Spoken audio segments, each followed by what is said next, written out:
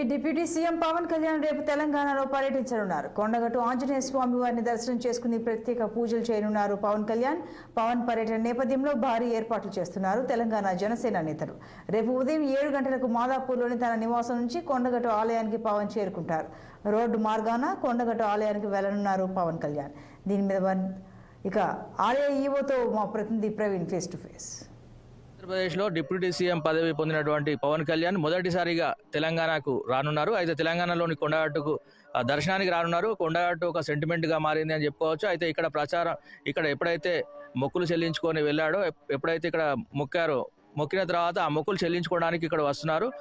అదేవిధంగా ఇక్కడ వారాహి వాహనానికి కూడా పూజ నిర్వహించడం జరిగింది. ఆ పూజ నిర్వహించి ప్రచారానికి తిరగడం వల్ల భారీ మెజారిటీతో గెలుపొందడం జరిగింది. అయితే అదే విషయంపై మనతో పాటు అయితే ఇక్కడ ఎలాంటి ఏర్పాట్లు చేశారు, అయితే పవన్ కళ్యాణ్ వస్తే ఎలాంటి ఏర్పాట్లు నిర్వహిస్తున్నారు అనేది తెలుసుకునే ప్రయత్నం చేద్దాం. మనతో పాటు ఈఓ గారు ఉన్నారు, చెప్పండి సార్. రేపు ఉదయం ఆంధ్రప్రదేశ్ డిప్యూటీ సీఎం గారు శ్రీ పవన్ కళ్యాణ్ గారు వస్తున్నట్టు మాకు సమాచారం వచ్చింది. దానికి కావాల్సిన ఏర్పాట్లన్నీ దేవస్థానం నుంచి అన్ని కూడా ఏర్పాట్లు చేయడం జరిగింది. ఇప్పుడే సెక్యూరిటీ ఆఫీసర్ గారు, జిల్లా ఎస్పీ గారు కూడా వారు బందోబస్తు గురించి విచారించి మొత్తం ఎక్కడెక్కడ ఏమేమి అరేంజ్మెంట్ చేయాలి అనేది కూడా వారు మాట్లాడడం జరిగింది. భక్తులకు మరియు విఐపి గారికి కూడా ఎలాంటి ఇబ్బందులు లేకుండా దేవస్థానం నుంచి అన్ని సౌకర్యాలు కల్పించడం జరుగుతుంది.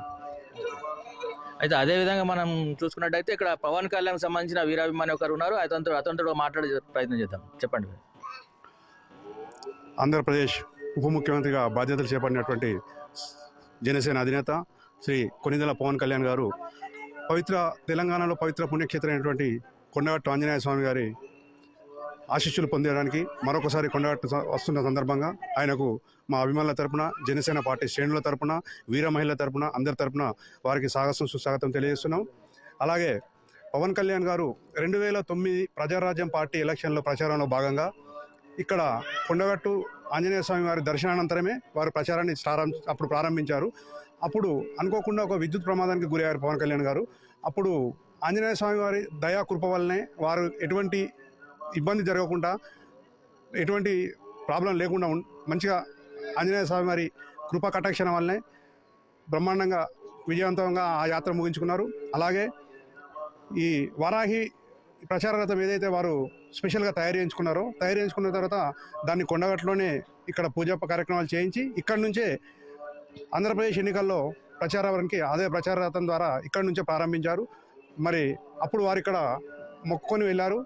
ఏమనంటే, నేను విజయం సాధించిన తర్వాత అతి తొందరలోనే మళ్ళీ వచ్చి ఆంజనేయ స్వామి దర్శనం చేసుకొని ఆంజనేయ స్వామి ఆశీస్సులు తీసుకుంటానని వారు ఇక్కడ మొక్కులు చెల్లించుకొని వెళ్ళారు.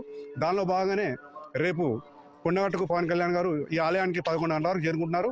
మేము ఇక్కడ పెద్ద ఎత్తున అభిమానులు, కార్యకర్తలు, జనసేన పార్టీ శ్రేణులు అందరము ఇక్కడ ప్రజలకు ఇబ్బంది కలగకుండా వచ్చినటువంటి పవన్ కళ్యాణ్ గారు కానీ వారి వెంట వస్తున్న వివిధ హోదాల స్థాయిలో ఉన్న నాయకులకు కానీ ఎవరికి ఇబ్బంది జరగకుండా అన్ని సౌకర్యాలు చేసి రేపు కార్యక్రమాన్ని విజయవంతం చేస్తామని మీ అందరికీ తెలియజేస్తున్నాం. కొండగట్టు అంజనాన్ని దర్శించుకోవడానికి వస్తున్నటువంటి పవన్ కళ్యాణ్కు అభిమానులు చూడడానికి వస్తున్నటువంటి అభిమానులకు ఎలాంటి ఇబ్బందులు కలగకుండా ఆలయ ఈవో గారు అన్ని ఏర్పాట్లు చేశామని, అదేవిధంగా భక్తులకు కూడా ప్రత్యేక క్యూ లైన్లు ఏర్పాటు చేశామని చెప్పేసి తెలియజేశారు.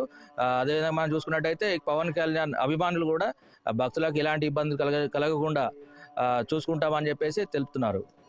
కెమెరామెన్ శ్రావంత్తో ప్రవీణ్ కుమార్, కరీంనగర్. నల్గొండ జిల్లా చర్లగూడెం